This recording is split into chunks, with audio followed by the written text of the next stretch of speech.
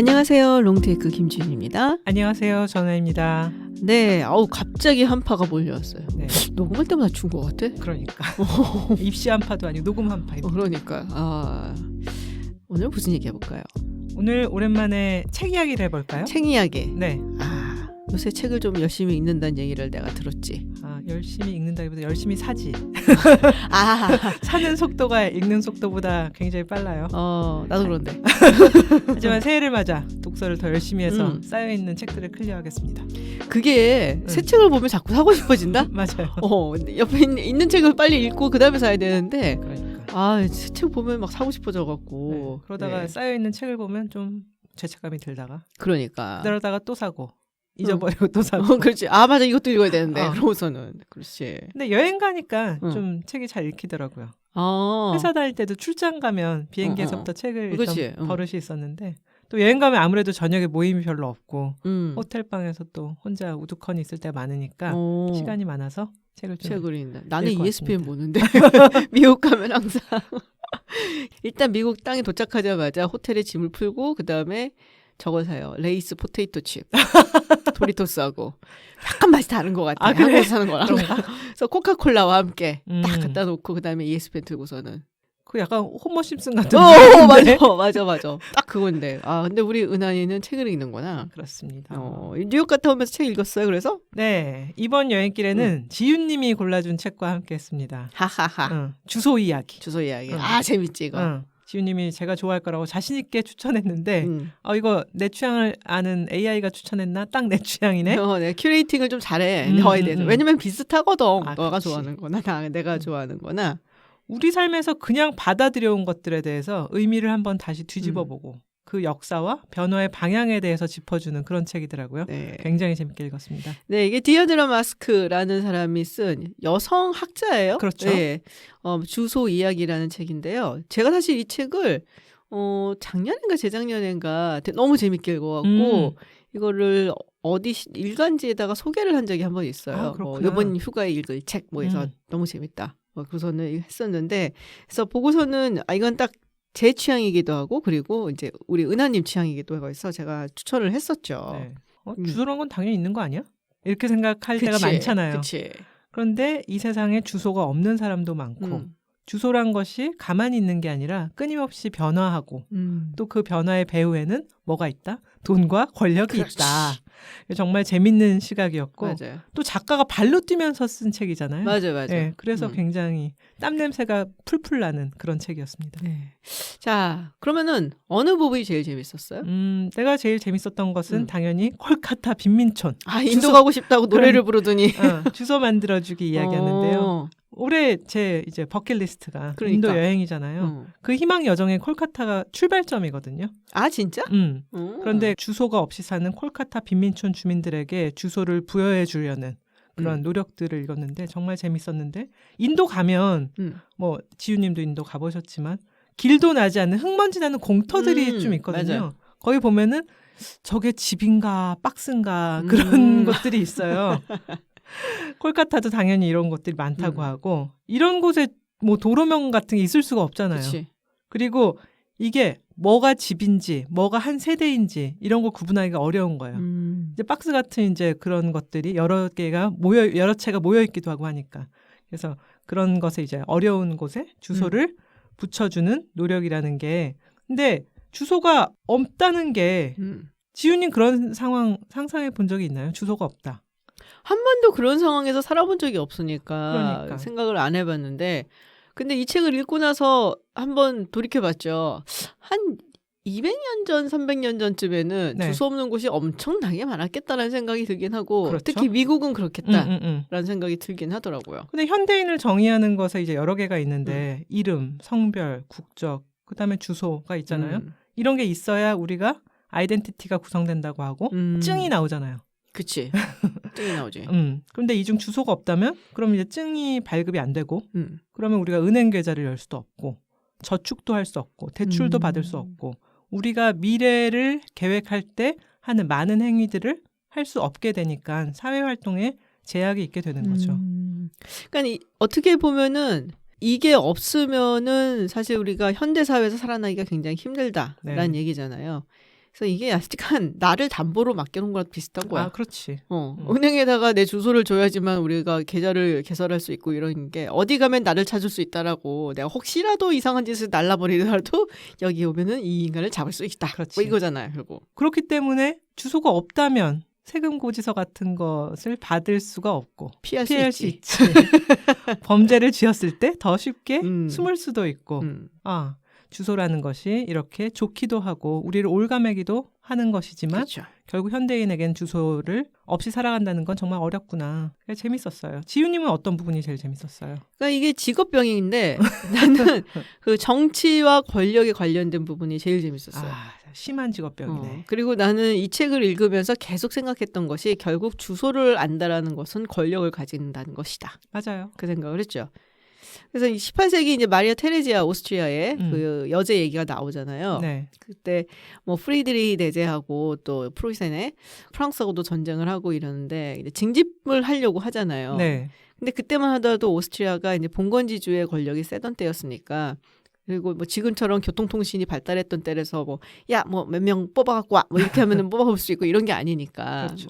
중앙 정부의 눈을 피할 수 있는 방법이 많았던 거죠. 그러니까 내가 본 건 영주라고 해도 똘똘하고 힘세고 건장한 젊은 남성을 주겠냐고 군인으로 데려가세요라고 중앙 정부에다가 주겠냐고. 병역 회피네. 그러면. 그치. 영주가 이제 적극적으로 나선 병역 회피라고 할 수 있죠. 그러니까 좀 나이가 좀 많고 노동력에서 제외될 수 있는 사람들을 보내다 보니까 모아놓고 보니까는 전쟁터에 나가서 전쟁을 안 하고도 어쩌면은 저 세상으로 가실 수 있을 것 같은 이런. 분들만 모인 거야.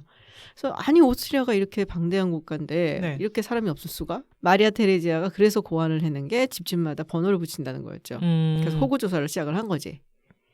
그리고 나서 봤더니 한 700만 명의 병사를 징집을 할 수 있었다는 거 아니에요. 세금을 부과하는 용도로도 그렇죠. 또 쓰이게 되고. 그래서 결국에는 주소라는 게 아까 얘기했었듯이 나의 정보잖아요. 네. 그래서 이 정보를 획득한다라는 것이 결국에는 권력을 만들어가는 것이다라고 볼 수가 있는 거죠. 그 필라델피아 얘기도 잠깐 나오는데 거기서 보면은 그 영국 식민지였던 당시에 독립운동을 하고 막 이제 숨어 다니는 사람들을 색출해내기 위해서 이 미국 식민지에다가 주소를 발급을 했다는 얘기가 나오는 그렇죠. 것처럼 결국에는 이제 주소를 안다는 게 특정인의 소재를 파악할 수가 있다라는 거고 그 말인즉슨 통제와 관리가 가능하다라는 것이죠. 제가 옛날에도 한번 얘기한 적이 있는데 이 정보를 갖는 사람이 권력을 결국 갖는 것이고 맞아요. 그리고 내가 누구인지 안다라는 것은 그 사람이 나에 대한 통제권, 감독권을 가진다는 얘기거든요. 그리고 지배를 한다는 얘기고. 그게 되게 재미있는 것 같아요. 저는 이 책을 읽다가 예전에 읽었던 노랑의 미로라는 책이 노랑의 생각났어요. 네.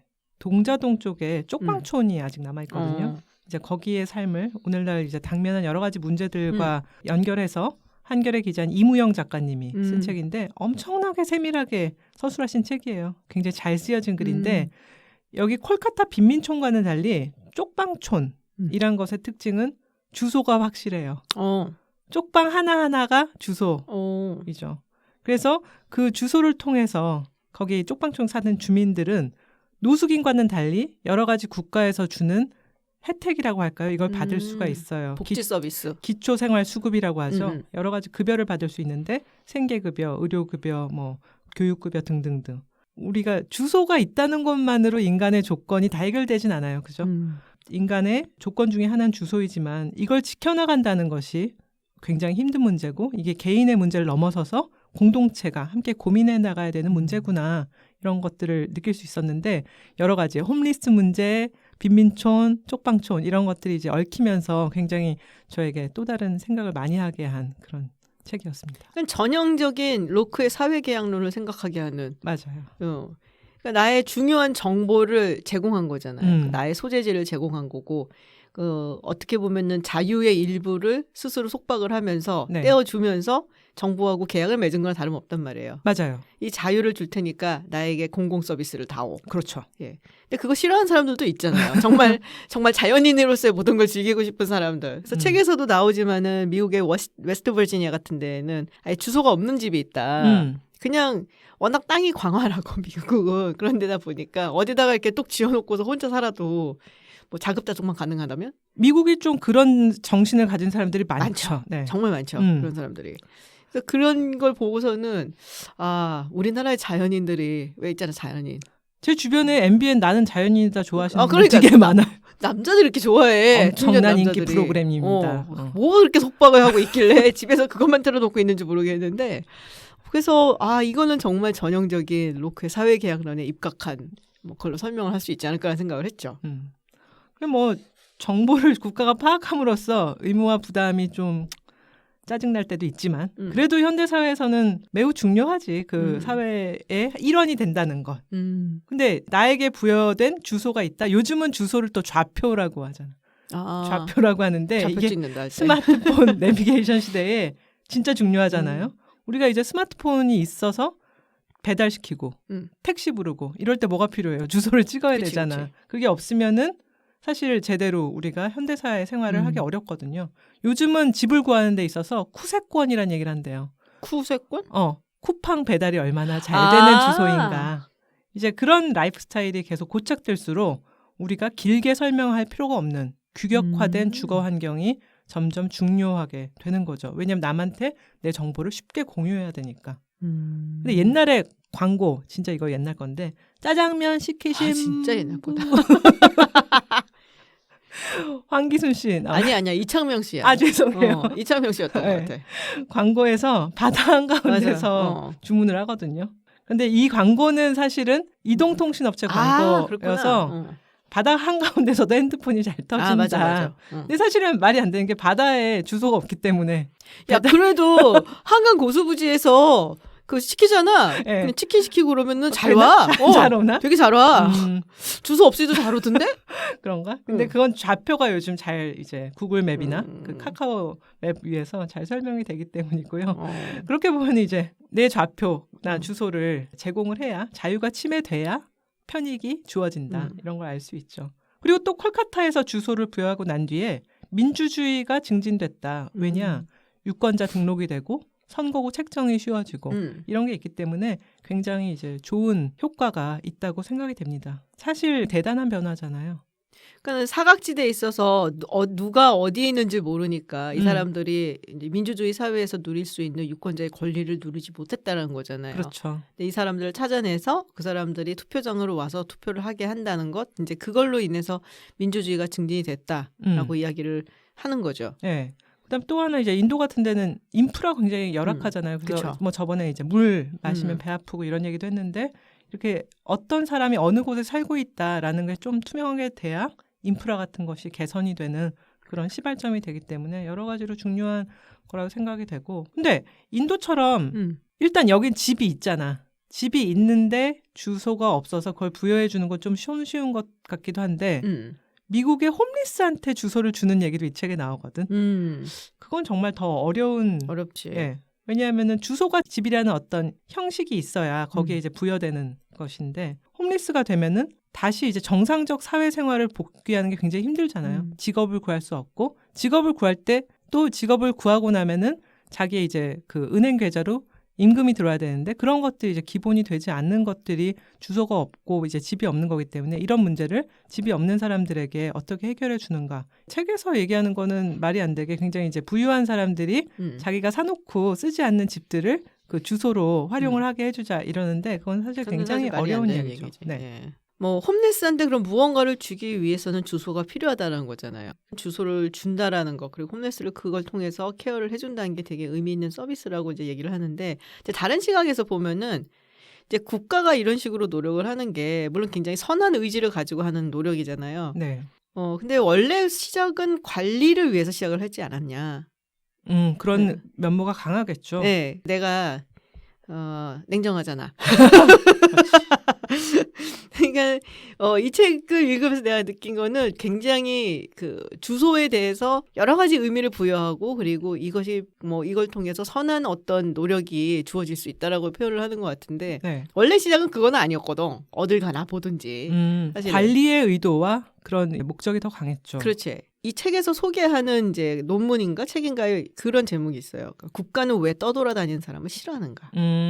왜냐? 관리가 안 되거든. 맞아요. 뭔 일을 하려면은 여기에 어떤 사람들이 살고 있고 이 사람들을 어떤 식으로 활용을 해야 되는가를 국가가 생각을 해야 되는 거잖아요. 어쨌든 뭐 활용을 한다 그러면 말이 좀 이상하지만은 이제 국가 자원인 거잖아. 인적 자원도. 그렇기 때문에 이거를 관리를 하려면은 누가 어떻게 살고 있고 어디에 있고 이걸 알아야 되는데 떠돌아 사는 사람들은 관리가 안 되거든. 갑자기 와갖고서는 무슨 일이 생길지도 모르는 거고. 그래서 결국에는 홈리스를 딱히 도와주려는 것보다 관리와 통제를 위해서 주소를 주구나. 그리고선 그 중에 이제 약간 이제 부가적으로 주어지는 선한 서비스가 공공 서비스다라고 말할 수 있는 게 아닌가라는 생각이 들거든. 네, 매우 냉정한 해석입니다. 냉정하지. 네. 뭐 옛날에 유럽 같은 경우도 보면은 사실 뭐 주소가 생기고 이런 것들 대체로 근대화가 되면서부터거든요. 그렇죠. 예, 17세기만 이제 이후부터 이제 조금씩 이제 주소란 것을 나라에서 이거를 가져가기 시작을 했는데 결국 그게 이제 국민국가가 태동하는 시기랑 비슷하게 이게 엇물린단 말이에요. 결국 국가라는 것이 국민들을 통제를 하고 관리를 하고 그 시기부터 주소라는 게 생기는 거기 때문에 결국에는 관리를 위해서다.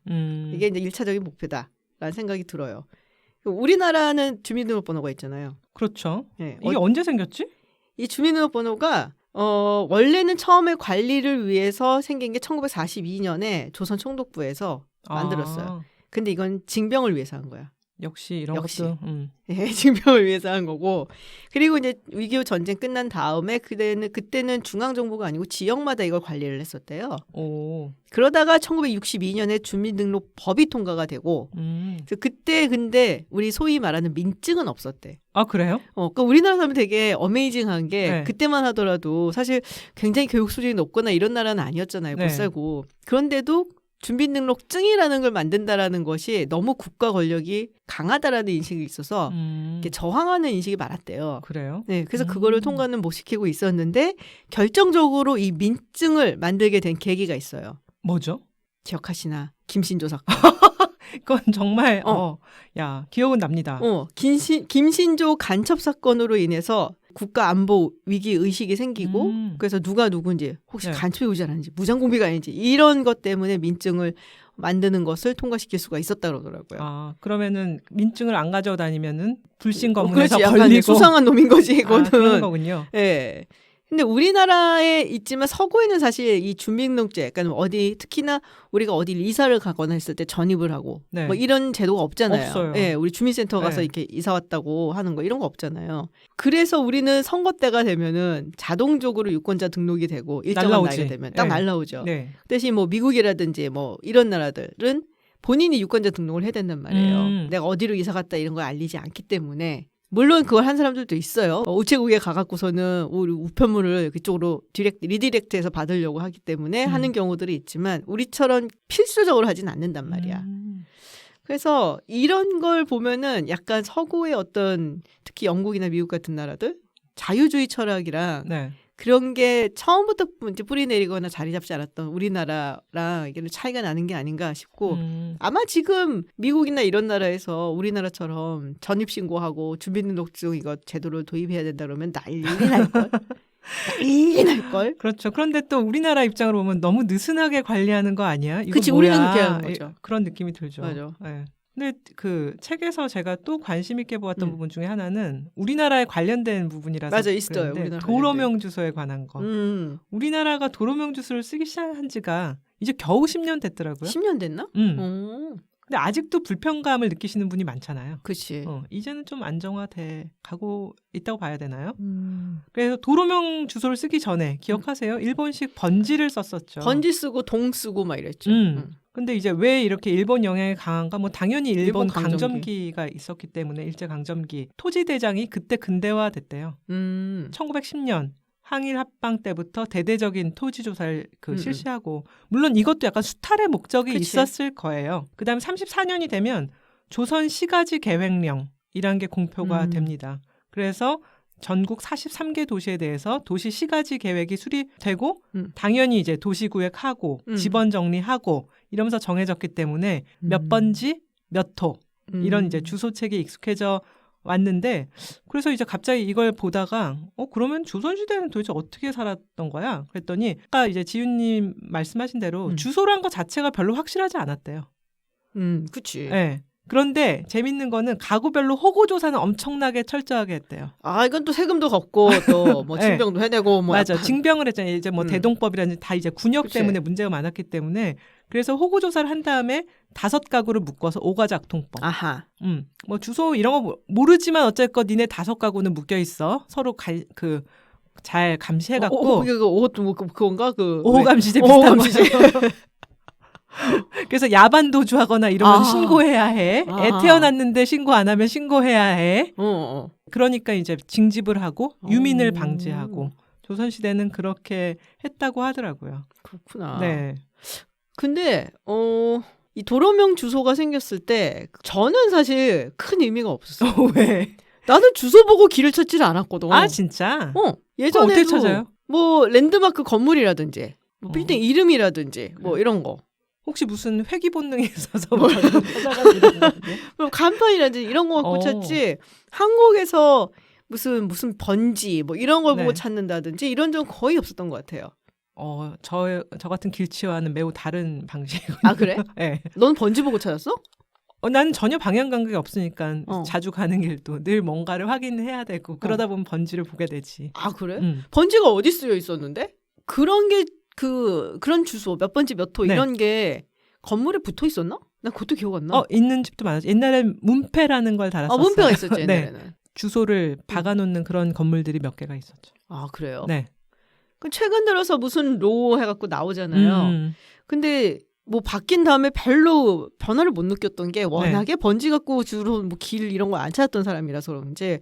근데 외국에 갔을 땐 그거 보고 찾거든요. 아 그렇죠. 외국은 네. 워낙 이제 잘 돼 있으니까. 구획이 그런 게. 되어 있으니까요. 네, 그죠? 구획화도 되어 있고 그러면 스트릿에다가 뭐 이런 거 음. 그 숫자도 딱딱딱 맞춰져 있으니까 네. 외국 가서는 그걸 찾았던 것 같은데 한국에서는 그렇게 한 적이 없어요. 근데 최근에 들어서 이 도로명 주소를 쓰기 시작을 하면서 무슨 로에다가 숫자가 이렇게 주어지는 것을 좀 보게 되더라고요. 네. 약간 그 미국식으로 이렇게 길을 찾는 거에 익숙해 있나 봐 내가. 최근 들어서 한 서너 번 찾은 것 같아 그걸 통해서. 네, 그 전까지는 안 그랬거든. 주소에 이제 약간 익숙해져 가는 거군요. 저도 그쵸? 사실 도로명 주소 보면서 음. 뭐 이제 많이 적응이 된 것 같고요. 건물들을 찾아가는데 처음에 불편감을 느꼈던 거는 몇 가지가 있는데 하나는 비슷비슷한 이름이 너무 많아. 그러니까 서초로, 서초중앙로 뭐 이런 식으로 이제 이름이 붙어 있는데 서초로와 서초중앙로의 차이가 뭔지, 서초중앙로가 진짜 서초구의 중심인지 이런 개념이 없이 뭐 그런 걸 이제 따지냐? 아니 좀 불편했고 또 내 느낌으로 선릉로 이러면은 선릉 옆에 있어야 될 것 같은데 그 선릉로가 쭉 이어지면서 청담동 부근에 이제 선릉로 몇 번지 되면 선릉로 내가 잘못 온 거 아니야? 이게 새로 지어야 했던 도로의 개수가 도로명의 개수가 14,000개 정도 됐었대요. 오우. 그래서 빨리빨리 짓느라고 그런 식으로 지었다 이런 이야기는 들었습니다. 그렇지. 너무 많으니까 이걸 일일이 이름을 구분해서 지을 수가 없잖아. 맞아요. 그러니까 뭐 중앙로, 광장로 뭐 이런 식으로 지어야 돼. 대로 이렇게 붙여갖고 지어야 되는 거지. 그러니까 외국 같은 경우 이제 오래된 도시 같은 경우는 뭐 그 동네에서 배출한 사람이라든지 혹은 뭐 기념을 하기 위해서라든지 뭐 이런 걸 붙여서 뭐 역사가 이제 배어 있으면 그치, 좀 그치. 좋지. 그래서 뭐 교회가 있는 건물면 뭐 처치 스트리트 뭐 이런 식으로 이제 하는데 그렇게 봤을 때 재밌는 게 미국이에요. 미국은 숫자로 된 데가 되게 많잖아요. 맞아요. 알파벳으로 된 것도 많고. 네, 알파벳으로 된 것도 많고 워싱턴 DC 가면 이제 알파벳으로 되어 있고 있죠. 그리고 뉴욕 가면은 다 숫자로 되어 있잖아요. 대체로 네. 뭐 first, 뭐 second 뭐 이래갖고 뭐 seventh avenue 뭐 Fifth 이러고 Avenue. 그러니까 남북으로는 그런 식으로 avenue로 갈려 있고 맨하탄 같은 경우는 그리고 이제 동서 가로로는 이제 스트리트로 해갖고선 촥촥촥 완전히 격자형으로 만들어 놓는 거잖아요. 네. 이게 신도시니까 이게 가능했던 거예요. 그렇죠. 네.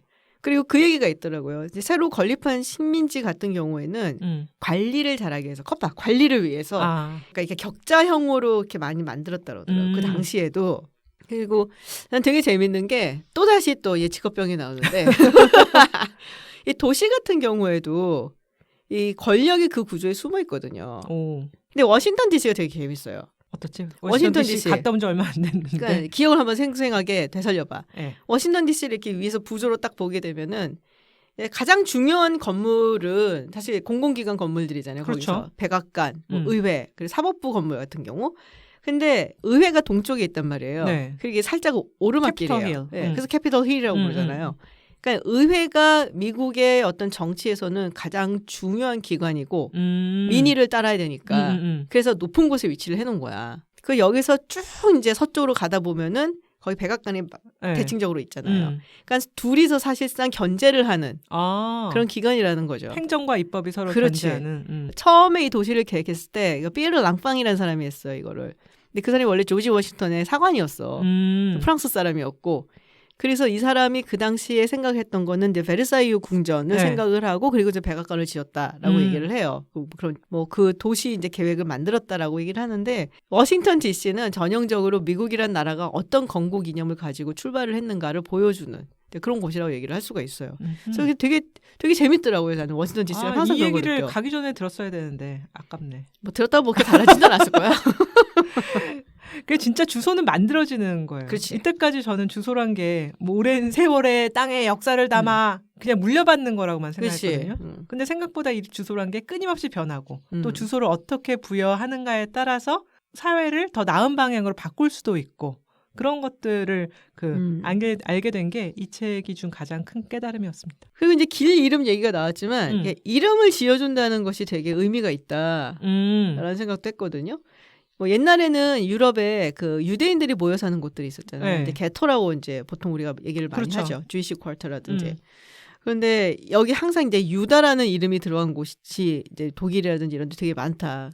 그래서 이제 여기에다가 몰아놓고 살게 했다라는 얘기가 있잖아요. 네. 그래서 든 생각에 이름을 짓는다라는 게 상당히 의미가 있구나. 권력을 행사를 하는 게 아닌가.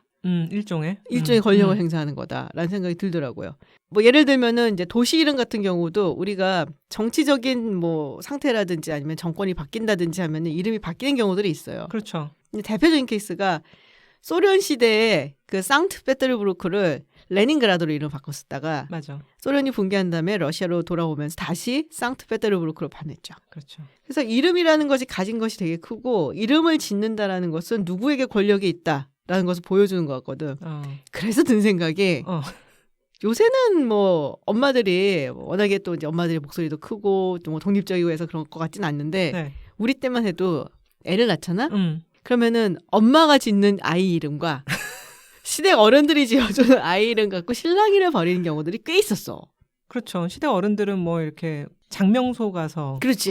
장명소 가서 약간 그 딱딱하고 좀 어른스러운 이름을 짓고 싶어 했고 또 엄마들은 그 시대에 또 유행하는 이름들이 있잖아. 그렇죠. 요즘은 민서 뭐 서영이 뭐 이런 건가요? 그거 한참 됐어. 아 그래요? 죄송합니다. 우리 때 이제 그 가을 동화 때문에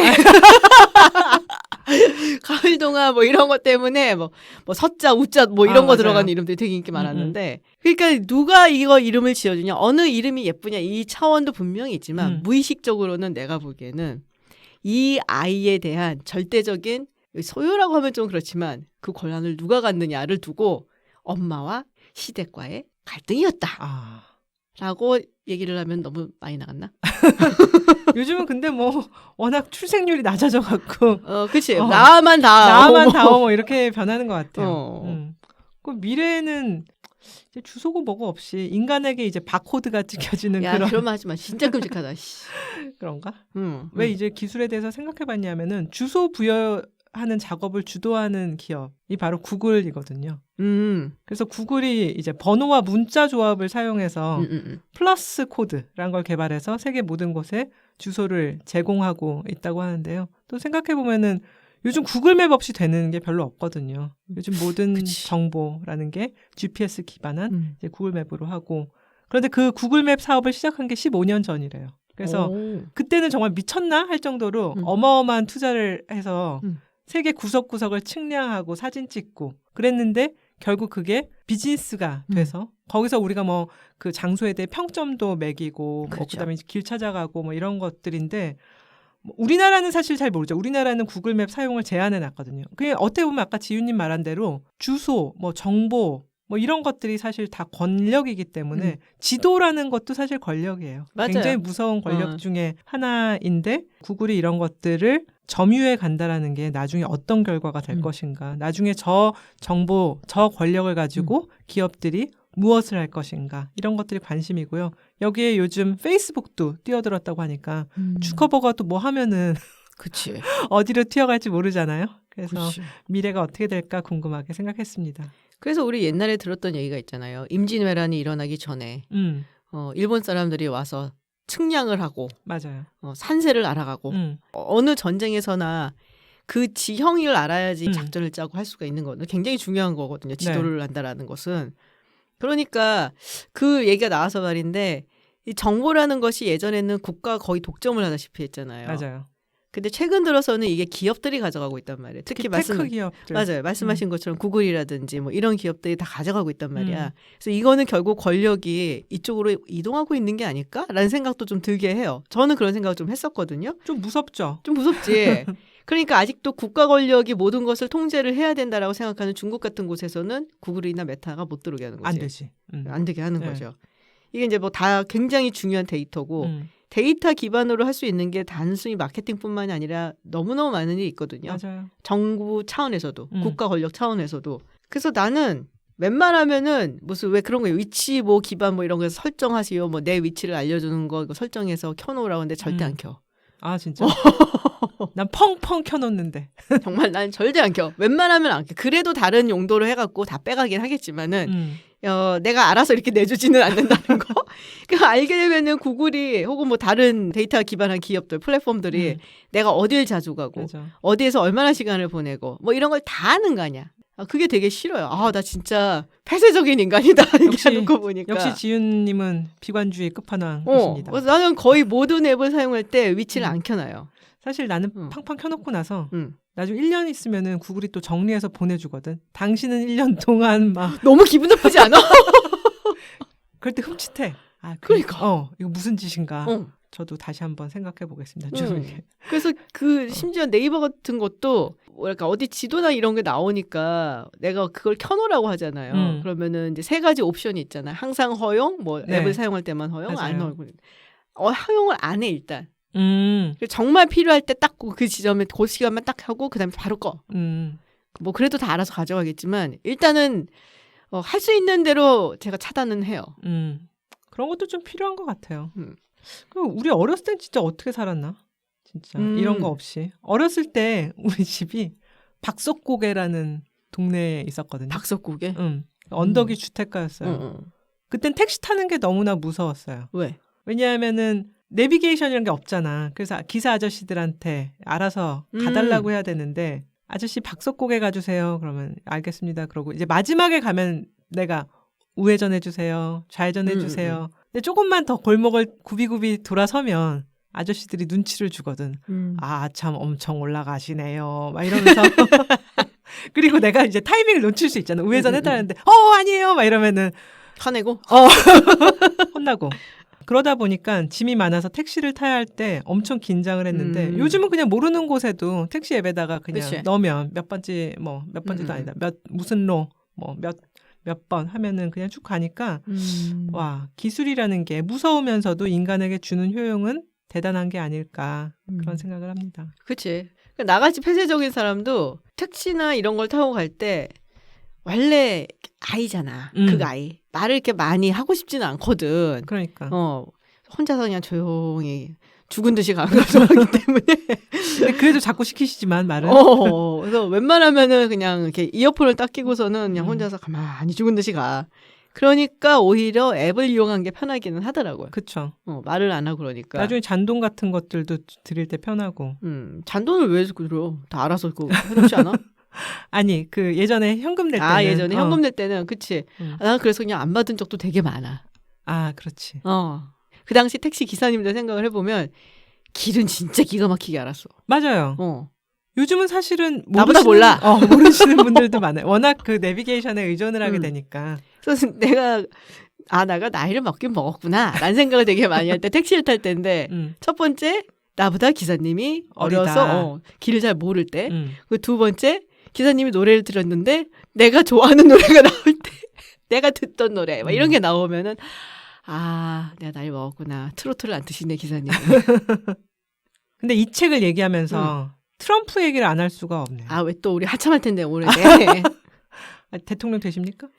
그거는 뭐 또 보죠 뭐. 네, 이제 제가 뉴욕 다녀왔잖아요. 네. 근데 거기 가면 트럼프 인터내셔널 호텔 앤 타워 가 있거든요. 그치. 누렇게 번쩍번쩍거리는. 그런데 이 건물의 주소가 센트럴파크 웨스트 1번지. 이야, 너무 좋은, 너무 좋다. 프리미엄한 주소잖아. 근데 이게 원래 길대로 된 주소가 아니야. 아, 진짜? 산 주소야. 샀어 주소를? 컬럼버스 서클 15번지였는데. 아, 그건 확실히 임팩트가 약하네. 약하네요. 그래서 이걸로 이제 뉴욕시가, 문제는 뉴욕시가 주소를 돈 주고 판다는 거예요. 아, 돈 주고 주소를 팔아요? 이거 봉이 김선달이요.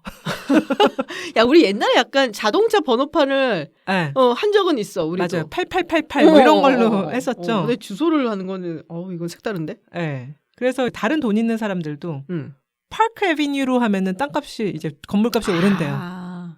그러니까 이제 다 주소가 길이 렉싱턴 애비뉴에 면한 건물인데 주소를 쓱 바꿔. 파크 애비뉴로. 그런 것들을 했는데 여기 이제 빠질 소냐. 그래서 트럼프도 자기 건물에 그 있어 보이는 주소를 붙여서 사람들에게 광고를 했었다. 이런 얘기가 있는데 그게 너무 재밌었어요. 그러네. 우리나라 사실 국가나 지역에서 이렇게 주소를 판다 그러면 큰일 나겠죠. 그쵸. 난리가 나지. 그러니까. 대신 우리나라는 아파트 이름을 좀 있어 보이게 짓지. 아, 길게. 로얄 팰리스 하이클래스 뭐 갤러리아 뭐 등등등등. 리버브 파크뷰 뭐. 캐슬 옛날엔 굉장히 단순한 두 그렇죠. 글자, 세 글자. 현대 아파트, 한양 아파트, 미도 뭐 3호 아파트 이렇게. 요즘은 그런 아파트 이름 없고 아파트 이름을 사실 말씀을 드려서 택시 기사분들이 거길 찾아가긴 정말 어려운 것 같아요. 맞아요. 도대체 왜 이렇게 길게 짓는 거야? 시어머니가 못 찾아오게 그렇게 길게 지었다며. 아, 그런데 제가 또 새로운 우스개를 들었는데 시어머니가 혼자서 못 찾으니까 시누이를 데리고 와서 며느리들이 더 어려워졌다. 이런 얘기를 들었습니다. 그렇구나. 네. 나는 내가 시어머니 나이가 돼가니까 아유 괘씸해. 야. 오늘은 정말 주소에 얽힌 여러 가지 역사적 에피소드, 정치, 경제 이슈를 다 얘기해 보았습니다. 잠깐만 하나 물어보자. 그러면은 주소를 만약에 바꿀 수 있다면은 어떤 이름을 넣고 싶어? 주소를 바꿀 수 있다면? 더 비싸게 하고 싶으면은 저는 파크를 넣고 싶네요. 아 진짜? 파크 괜찮지. 그것도 좋은 것 같아요. 나는 레이크가 되게 예쁜 것 같아요. 아, 근데 주소를 통해서 저는 사회가 더 좋은 방향으로 나갈 수 있지 않을까. 그래서 우리가 지금 그냥 있는 걸 받아들이지 말고 또 많은 것들을 다시 되돌아보는 시각을 가졌으면 하는 생각을 이 책을 읽으면서 했습니다. 자, 그러면은 다음 시간에 무슨 얘기를 할까요? 아, 우리의 끌어오르는 욕망에 대해서 한번 얘기를 해볼까 하는데요. 욕망 되게 얘기 많이 했는데 우리. 내 쇼핑욕. 그렇지. 아름다워지고 젊어지려는 욕망. 뭐 성형 얘기하려는 거야? 성형 얘기도 해볼까요? 그래서 요즘에 그 많은 사람들의 관심을 갖고 있는 다시 젊어지고자 하는 그런 욕망에 대해서 얘기를 해보겠습니다. 아, 젊어지고자 하는 욕망에 대한 이야기. 네. 아, 뭔가 굉장히 흥미로운 이야기가 많이 나올 것 같은데요. 네. 그럼 다음 시간에는 우리 좀 예쁘게 하고 만나자. 네, 용모를 가다듬고 만나요. 그러니까 이렇게 아무렇게나 하고 오지 말고 지금 얼굴이 안 나가는 게 정말 다행이야. 네. 그럼 다음 시간에는 흥미로운 젊어지고자 예뻐지고자 하는 욕망에 대한 이야기를 가지고 돌아오겠습니다. 롱테이크 김지윤이었습니다. 전은이었습니다. 고맙습니다. 감사합니다.